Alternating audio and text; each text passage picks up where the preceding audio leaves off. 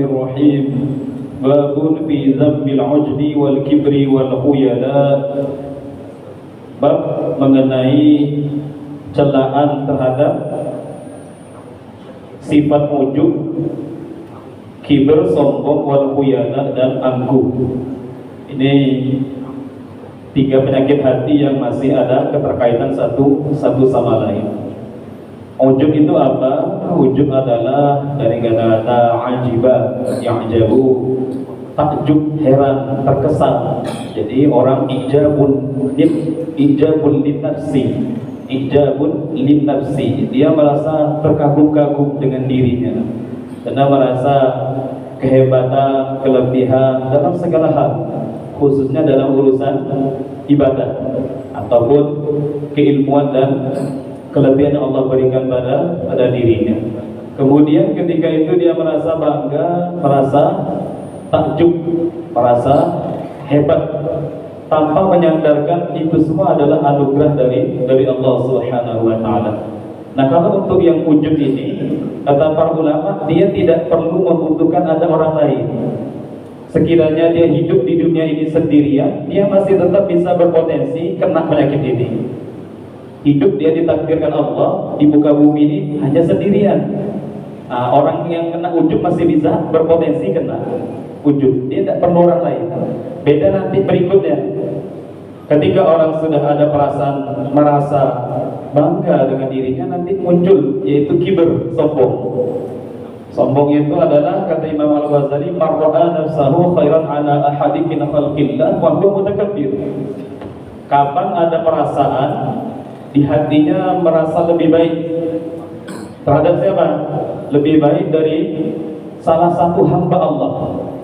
Kalau ada perasaan itu langsung jatuh pada sombong.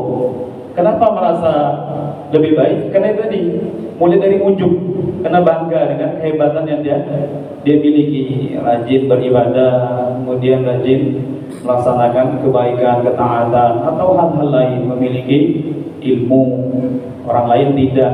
Awalnya dia heran, dia bukan heran. Heran itu istilahnya dia terkesan, terkesan dengan kehebatan yang dimiliki oleh dirinya. Ketika itu baru nanti lanjutannya muncul sombong, merasa lebih baik daripada orang lain. Ketika sudah ada perasaan kibir, nah, karena kibir itu penyakit hati adanya di dalam hati. Itu yang tahu hanya orang itu saja. Kita tidak boleh nilai orang. Urusan sombong dan sombong itu kembali kepada orang tersebut. Walaupun nanti Nabi memberi batasan kibir itu ya tampak dari perbuatan dengan dua sikap. Al-kibru batarul haq wa ghamtun nas.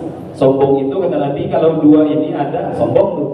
Pertama, batarul haq, menolak kebenaran. Nah, kapan orang itu menolak kebenaran, itu sombong, kategori sombong. Yang paling berat biasanya ketika kebenaran itu ditampilkan atau disampaikan oleh orang yang menurut dia di bawah dia. Itu kadang yang berat. Alah, bocah kemarin sore soal nasihat, karena dia menilai orang yang menyampaikan kebenaran. Biasanya itu rentan kena sombong. Ada anak kecil, Pak, itu sampahnya jangan sembarangan di situ, buang, ada tempatnya. Itu kalau tidak kuat itu beban untuk menerima kebenaran ucapannya itu. Ambil lagi sampah, masukkan ke tong sampah. Yang negur, yang menyampaikan kebenaran anak kecil, yang buang orang dewasa. Nah, itu kapan kalau dia menolak, padahal itu benar. Alah, anak kecil tahu apa? Maka itu sombong, karena dia menolak kebenaran yang disampaikan oleh anak kecil yang menurut dia remeh. Kemudian kata Nabi, wa ghamtun nas, meremehkan orang lain. Artinya dia menganggap orang lain itu posisinya di bawah dia dalam segala hal. Ketika sudah ada kibir, nanti baru muncul khuyala. Khuyala ini nampak dari penampilan dia, gelagat dia, cara berjalan, cara berbicara, cara berperilaku. Nah, itu khuyala namanya. Khuyala itu lebih menonjol, tampilan itu lebih tampak dari sikap dia, gaya berjalannya seperti orang yang angkuh, ngomongnya berlebih-lebihan. Memang nampak dari sikap, itu khuyala jatuhnya. Khuyala. Jadi ujub muncul kiber nanti rentetannya jadi khuyala. Ingatlah ketahuilah olehmu ja'alaka Allah, mudah-mudahan Allah menjadikan engkau minal mutawadhi'in, tergolong orang-orang tawadhu. Nah, lawannya sombong itu adalah tawadhu, merendahkan hati. Orang yang tawadhu, Nabi bersabda, man tawadha'a lillah rafa'ahu Allah wa man takabbara wada'ahu Allah. Kelihatannya memang orang tawadhu itu secara penampilan dia merendah, tapi tidak. Hakikatnya dia sedang ditinggikan oleh Allah. Karena Nabi janji, siapa yang rendah hati, ya, tidak sombong, dia kelihatannya dia merendah di hadapan orang, tapi sejatinya dia sedang akan diangkat oleh Allah. Nabi berjanji, man tawadha'a lillah rafa'ahu Allah. Orang yang tawadhu tapi garis bawah lillah, tawadhunya karena Allah. Bukan tawadhu karena ingin dibilang orang tawadhu. Anda tawadhunya memang karena ini perintah Allah. Maka orang ini nanti kata Nabi, rafa'ahullah, pasti diangkat oleh Allah, dimuliakan, dipaksa orang untuk memuliakan dia. Namun sebaliknya, wa man takabbara wada'ahullah. Kata Nabi, orang yang sombong perasaan dia tinggi, tetapi dia sebenarnya sedang berada dalam posisi bahaya yang kata Nabi wada'ahullah, nanti Allah akan campakkan dia, Allah akan hinakan dia. Maka kalau kita lihat dalam cerita-cerita di Quran itu, rata-rata orang-orang yang dulunya sombong mesti berakhir hina. Mau dia kaum Samud, kaum Ad, apalagi kaum Lut, kaum Nuh, kemudian Fir'aun, Qarun, Haman, semua orang-orang yang sombong rata-rata dihinakan oleh Allah karena sudah janji Nabi. Nah, kemudian Nabi bin rahmati Allah, di sini Syekh Abdul Majid Ali Al-Adawi menyebutkan annal kibra wal ijab yaslubani al-fadaila wa yaksibani ar-radha'il. Penyakit sombong dan ujub, bangga diri, itu bisa mencabut dua sifat ini, dua penyakit ini bisa mencabut keutamaan yang Allah berikan pada seseorang. Awalnya dia diberikan anugerah, diberikan kebaikan-kebaikan, anugerah dari Allah, fadilah, fadail. Namun kalau dia terhingga penyakit ini akan merenggut itu semua, akan dihilangkan oleh Allah. Jadi dalam kitab Ihya Ulumuddin itu, Bapak Ibu, Imam Al-Ghazali menceritakan sebuah riwayat, kata beliau, anna rajulan kana fi bani Israil yuqalu lahu khaliqu bani Israil li kathrati fasadihi marra bi rajulin akhar yuqalu lahu 'abidu bani Israil. Di zaman Bani Israil, kata Imam Al-Ghazali, beliau menceritakan itu, ada dulu laki-laki yang saking banyak maksiat yang dilakukan, ya penjudi, ya pemabuk, semuanya lah, kasrati fasadi, banyak kerusakan maksiat yang dilakukan dia, sehingga sampai level dia itu yuqalu lahu khali'u bani Israil, dijuluki bajingannya Bani Israil, atau bahasa kasarannya itu khali itu penjahatnya Bani Israil. Jadi menempel itu, gelar itu menempel karena saking masyhurnya orang ini memang pelaku maksiat. Nah, di situ dia marra bi rajulin akhar, lagi di jalan bertemu berpapasan dengan laki-laki yang posisi dan kondisinya beda. Yang laki-laki ini dijuluki abidu Bani Israil, ahli ibadahnya Bani Israil. Saking ahli ibadah dijuluki itu abid, ahli ibadah, hari-hari ibadah, siang malam ibadah. Ketika berpapasan, muncul terbetik di hati si bajingan Bani Israil tadi, si penjahat tadi, apa kata dia? Faqala al-khaliq li nafsi. Maka si penjahat Bani Israil ini berkata dalam dirinya, apa kata dia? Ana khaliqu Bani Israil wa hadha 'abidu Bani Israil, falau jalastu ilaihi la'alla Allah an yarhamani. Aku ini sadar aku ini penjahat, orang tahu aku ini pelaku maksiat. Nah, ini ahli ibadah, ini terkenal orang ini ahli ibadah. Apa kata dia? Terbetik keinginan mulia di hatinya. Falau jalastu ilaihi la'alla Allah an yarhamani. Sekiranya aku duduk dekat dia, jadi dia melihat majlis ahli ibadah tuh lagi ada satu tempat perkumpulan, maka dia terbetik. Falau jalastu ilaihi la'allallaha ayyarhamani, la'allallaha ayyarhamani. Kalau aku duduk dekat ahli ibadah ini yang kedudukannya yang begitu tinggi di sisi Allah, mudah-mudahan Allah merahmati aku berkah duduk dengan dia, ahli ibadah. Jadi merasa hina. Itulah yang dimaksud oleh Imam Ibn Athaillah, maksiyatun awrasat dhullan wa iftiqaran khairun min ta'atin awrasat izzat wa istikbar. Maksiat yang menyebabkan orang merasa hina itu lebih baik di sisi Allah daripada taat tapi menjadikan dia merasa hebat, merasa bangga diri. Walaupun castingnya jelek, tapi perasaan orang itu dia merasa hina. Dia sadar, aku ini penjahat, aku ini berlumuran maksiat, aku ini orang yang suka ngikutin nafsu. Yang ahli ibadah lain.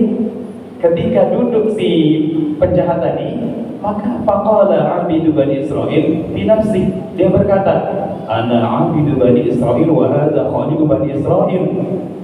Fa anifa minhu wa qala qum anni. Maka ternyata dia merasa risih. Aku ini orang soleh, orang anggap aku ini orang baik. Kok ada penjahat duduk dengan aku? Apa kata orang nanti? Ini bikin malu, menjatuhkan martabat ini. Fa anifa minhu, maka si ahli ibadah tadi mengusir dia. Maka dan dia mengatakan, qum anni, mohon pergi dari sini, jangan dekat dengan saya. Kamu tidak layak, kamu hina, kamu ini najis, kamu pelaku maksiat.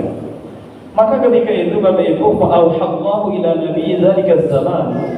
Nabi di zaman itu diberi wahyu oleh Allah, suruh mendatangi dua hamba Allah ini, si penjahat dengan si ahli ibadah. Apa yang diperintahkan Allah kepada Nabi itu? Kata Allah, sampaikan kepada mereka berdua, hambaku, murhuman falyastaqnifal amal fa inni qad ghafartul khali wa ahbabtu amal al-abid. Perintahkan dua hambaku ini untuk mulai saat ini, detik ini, dia berdua melakukan amalan dari nol, start dari nol. Si penjahat itu start dari nol karena aku sudah ampuni seluruh dosa-dosa dia. Jadi dosanya habis karena persangkaan baik dia tadi, ingin duduk dengan orang soleh. Aku ampuni dosa-dosa dia karena merasa hina dia itu, ketawaduan dia itu, tidak ada kesombongan. Aku ampuni dia sehingga catatan amal dia itu nol. Harus start mau berbuat amal kebaikan dari sekarang. Sama yang ahli ibadah. Ahli ibadah juga perintahkan mulai start beramal. Aku sudah menghapus seluruh pahala-pahala ibadah dia selama ini karena kesombongan dia itu. Sama, saldo dia pun kosong. Jadi sama-sama kosong ini. Yang lebih parahnya lagi Bapak Ibu, ini tadi yang kata Syekh Ali Al-Alwi, penyakit sombong dan ujub berpotensi mencabut anugerah Allah. Ternyata si ahli ibadah tadi Bapak Ibu, itu dalam riwayat kata Imam Al-Ghazali, wa ala ra'sihi ghamamatun tudhillu, saking dia ini banyak ibadah dia dapat karomah.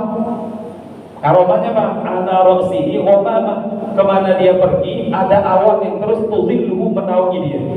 Jadi hebat ya. Makanya ketahuan di ahli ibadah, kemana dia berjalan dinaungi awan sehingga tidak kepanasan. Oh itu. Ada ra'sihi ghamamatun tudhillu, ada awan yang terus menaungi dia. Nah, ketika sudah diperintahkan untuk nol saldo mereka, perintahkan beramal dari nol, dalam dia itu fatahawwala al-ghamamatu ila ala ra'sil khali. Awan yang menaungi ahli ibadah tadi, anugerah kemuliaan itu dipindahkan ke penjahat tadi.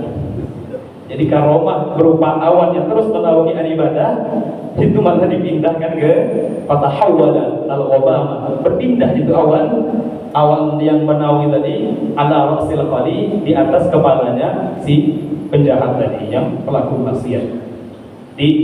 Bisa menjadikan anugerah Allah itu diambil oleh Allah kalau orang punya sifat sombong dan ujub.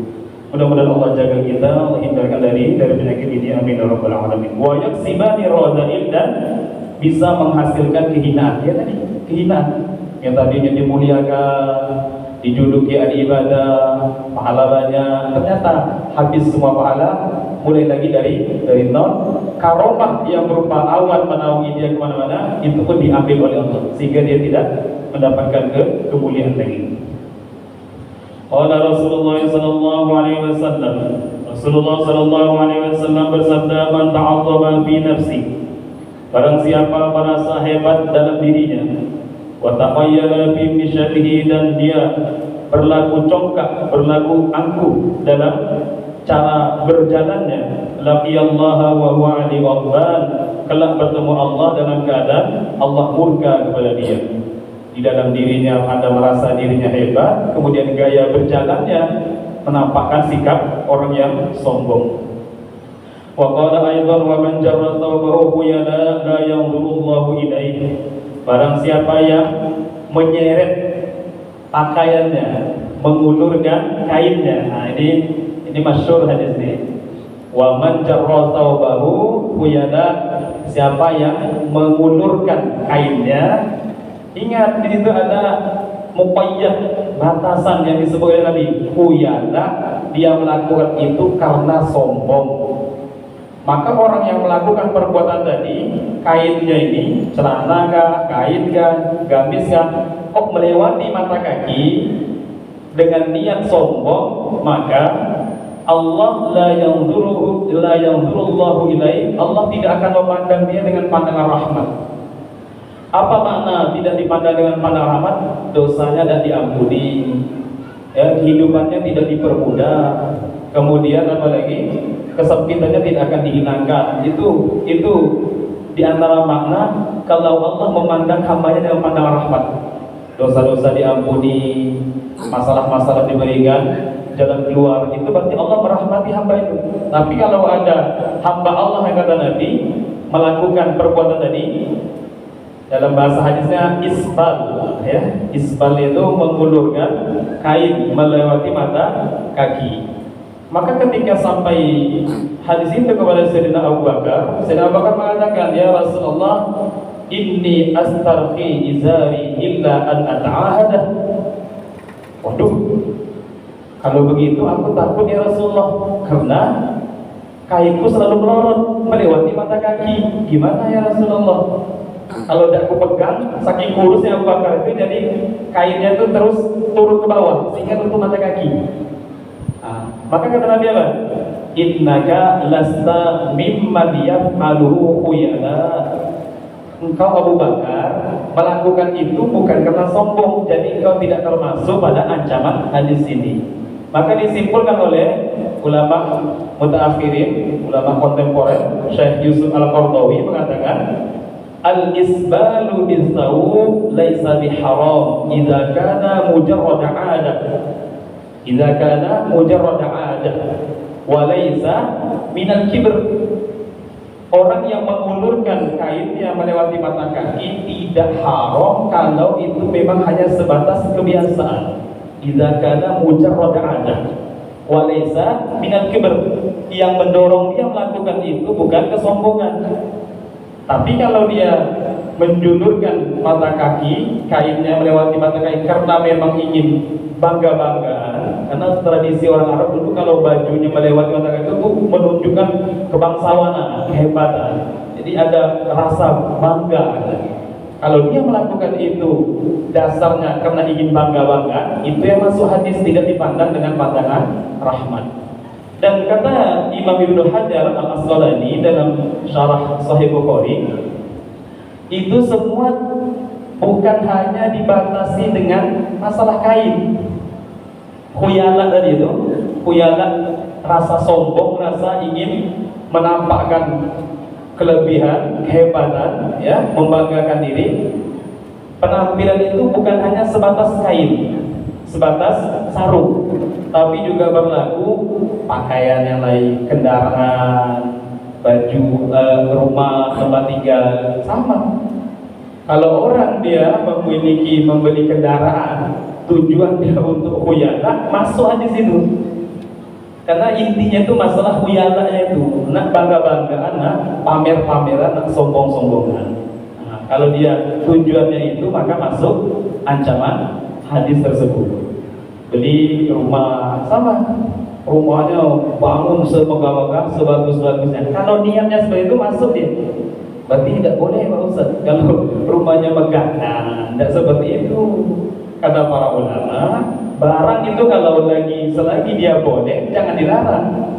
Membangun rumah dengan luas, dengan indah, tujuannya supaya dia merasa nyaman, itu mubah-mubah saja. Yang penting tujuannya bukan untuk membanggakan diri.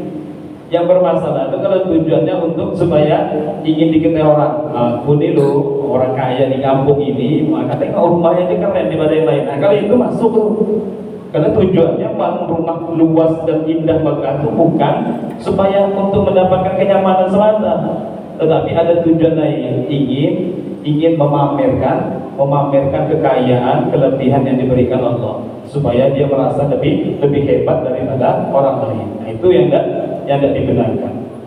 Jadi jangan langsung dipahami berarti apa-apa tidak boleh, karena ada sahabat ketika Nabi membahas tentang bahwasanya berhati-hati dalam urusan ini, maka sahabat itu bilang, ya Rasulullah, bagaimana kalau ada orang itu tipe karakternya tuh suka dengan hal-hal yang indah, senang baju indah, baju bagus, kendaraan bagus, sandal bagus, pokoknya yang bagus-bagus, yang indah-indah. Masuk gak hadis itu, ancaman itu? Maka Nabi Yusuf mengatakan, innallaha jamil yuhibbul jamal. Allah tuh indah, suka dengan yang indah-indah. Jadi tidak masalah. Yang penting nata niatnya. Tujuannya tidak untuk berbangga-bangga. Wa qala, ada berkata Al-Ahnaf bin Qais. Ini Imam Ahnaf bin Qais termasuk salah satu tabi'in, hidupnya di Basrah, mirip dengan keadaannya Uwais Al-Qarni. Namanya Ahnaf bin Qais. Yang sering kita dengarkan Uwais Al-Qarni atau Abu Muslim Al-Khawlani, itu orang yang hidup zaman Nabi tapi tidak ketemu Nabi. Uwais Al-Qarni di Yaman, sibuk ngurus sibuknya, tidak sempat ketemu Nabi, dan jadi sahabat. Hidup zaman Nabi, beriman tapi statusnya tabi'in. Ada juga Abu Muslim Al-Khawlani, sama, tidak ketemu Nabi tapi sudah masuk Islam zaman Nabi. Aturannya sekali saja nengok Nabi Muhammad, statusnya jadi sahabat itu. Cuman karena tidak nengok Nabi Muhammad, tidak nengok Nabi Muhammad, maka tidak bisa, statusnya tidak naik level sahabat, turun nomor 2, yaitu tabi'in. Ternyata tidak cuma Uwais Al-Qarni, tidak cuma Abu Muslim Al-Khawlani, termasuk ini Ahnaf bin Qais, tinggalnya di Basrah. Aslama fi hayatin Nabi, masuk Islam ketika Nabi masih hidup, tidak sempat ketemu Nabi. Ketika ada satu utusan datang ke Basrah, diutus oleh Rasulullah, itu Ahnaf bin Qais masuk Islam, menyampaikan bahwasanya Nabi tahu keberadaan Ahnaf ini. Nabi pernah berdoa, Allahumma ghfir lil Ahnaf, ya Allah ampuni dosa-dosa Ahnaf bin Qais. Padahal Nabi tidak ketemu, sama lah dengan Uwais Al-Qarni. Nabi tidak ketemu, tapi dah Nabi ceritakan, Umar, Ali, nanti kalau datang kepada kau laki-laki dari Yaman, ciri-cirinya seperti ini, mintalah doa dengan dia. Nabi tidak ketemu, tapi Nabi dah tahu, diberitahu oleh Allah. Nah itu, sama nih, Ahnaf bin Qais tidak ketemu, tapi Nabi sudah diberitahu oleh Allah. Ahnaf bin Qais ini Bapak Ibu, ini cukup menarik. Kenapa? Punya amalan itu, beliau biasa buka Quran, ngecek Quran itu, ini bisa kita terapkan juga sebenarnya. Nah, kan sekarang sudah ada Quran terjemah. Beliau itu terkenal dengan amalan muhasabah diri dengan ngecek Quran. Jadi nanti dibacanya Quran, kapan ayat-ayat itu yang merasa cocok dengan pribadi beliau. Maka kata beliau, aradtu nafsi 'alal Quran, aku koreksi diriku berdasarkan Quran. Maka kata beliau, falam ajid nafsi bi syai'in asbahu minni bi hadzal ayat. Setelah ku cari dari awal sampai akhir yang mirip dengan kelakuan aku, mirip dengan kelakuan diriku itu, yang paling cocok itu ayat 102 surah At-Taubah. Bunyinya gimana?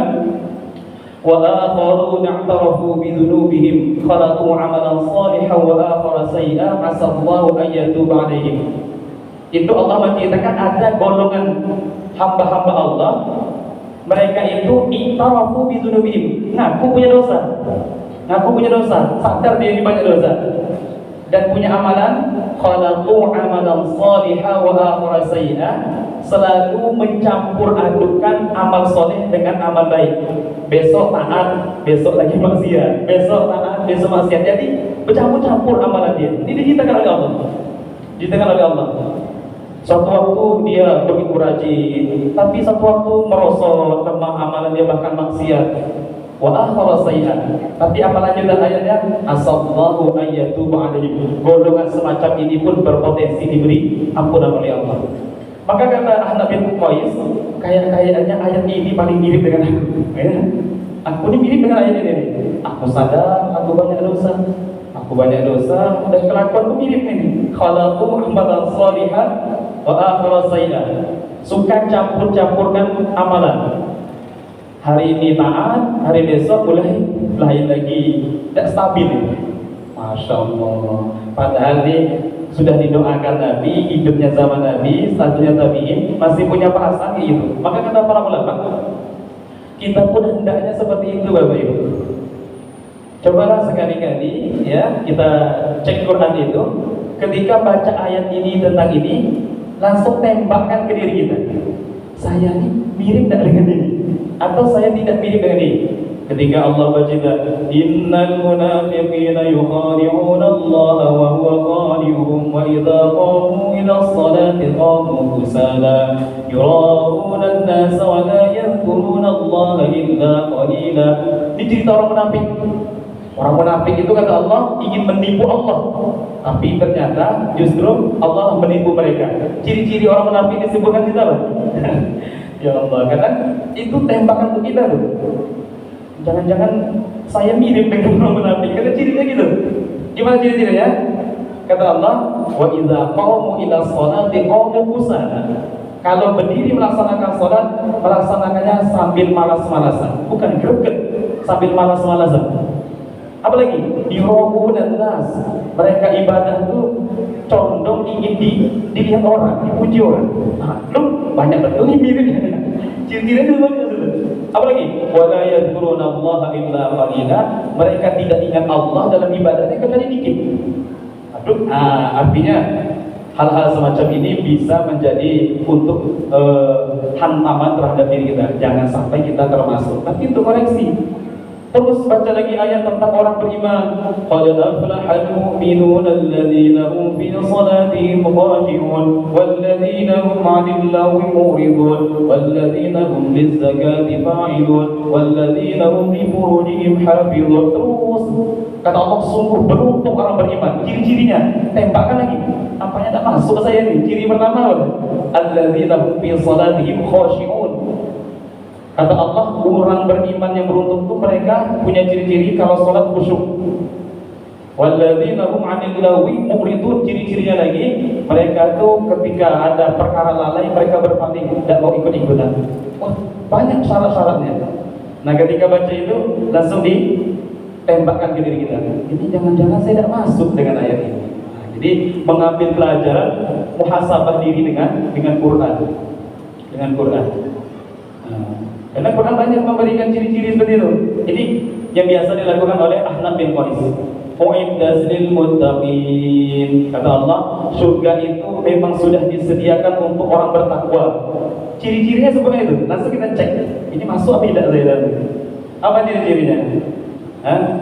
Alladzina yunfiquna fis sarra'i wad dharra'i wal kadhimina al-ghayz wal 'afina 'anil nas. Wallahu yuhibbul muhsinin. Mereka itu ciri-cirinya adalah terus menginfakkan harta baik dalam keadaan senang maupun susah. Aduh, awal ini kalau menginfakkan kalau senang aja, kalau susah jangan-jangan belum masuk dengan ini ya, gitu. Kemudian wal kadhimina al-ghayz. Mereka itu orang takwa itu ciri-cirinya kata Allah yaitu menahan amarah dan mudah memberi maaf kepada orang lain, tidak pendendam. Jadi pelajaran yang bisa diambil dari sikap Ahnaf bin Qais ini yaitu menjadikan Quran untuk muhasabah diri. Apa yang kata Sayyidina Ahmad bin Qais, Bapak Ibu? Beliau ini merasa aneh terhadap orang yang sombong dengan bahasa seperti ini. Apa kata beliau? Ajib betul, aku tuh heran, aku betul-betul heran. Liman jarofi majrol baul marratain. Heran kepada siapa? Kepada orang manusia yang dia ini keluar dari tempat buang air kecil sebanyak 2 kali.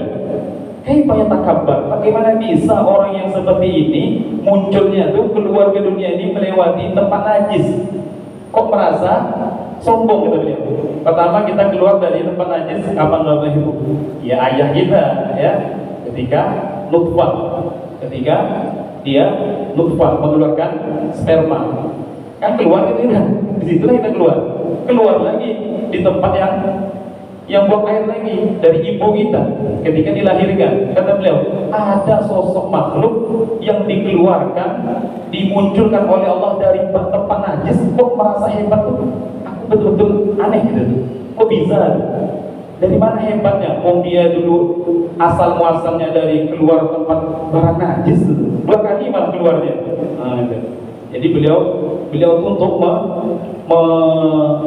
istilahnya itu untuk menghantam orang-orang yang bersikap sombong. Jangan sampai bersikap sombong. Sadari kau dulu adalah dari tempat yang tidak baik, dari tempat yang najis. Jangan sampai berlaku sombong. Di sini beliau Syekh Ali Al-Adawi menceritakan ada seorang, ini beliau menggambarkan kok ada orang yang punya karakter sombong seperti ini. Namanya Ibnu Awana. Wa kana Ibnu Awana min aqbahin nasi kibran. Ibnu Awana ini termasuk manusia yang paling sombong, yang sangat jelek. Insyaallah tidak ada lah orang terbilang begitu. Bagaimana kesombongannya? Satu ketika dia ngomong dengan pembantunya. Falamma farawa min kalamihi da'a bima'in fatamadda bihi istighzaran li mukhalafatih. Selesai bercakap dengan pembantunya, langsung ambil air kumur-kumur. Apa kata dia? Najis telah berbicara dengan orang rendah seperti pembantu ini. Berkumur-kumur nak bersihkan mulut karena merasa jijik telah berbicara dengan pelayan. Nauzubillah. Wallahu a'lam bishawab. أعوذ بالله من الشيطان الرجيم بسم الله الرحمن الرحيم الحمد لله رب العالمين والصلاة والسلام على أشرف الأنبياء والمرسلين سيدنا مولانا محمد وعلى آله وصحبه أجمعين ربنا تقبل منا إنك أنت السميع العليم وتب علينا إنك أنت التواب الرحيم وصلى الله على سيدنا محمد وعلى آله وصحبه وبارك وسلم وآخر دعوانا الحمد لله رب العالمين سبحانك اللهم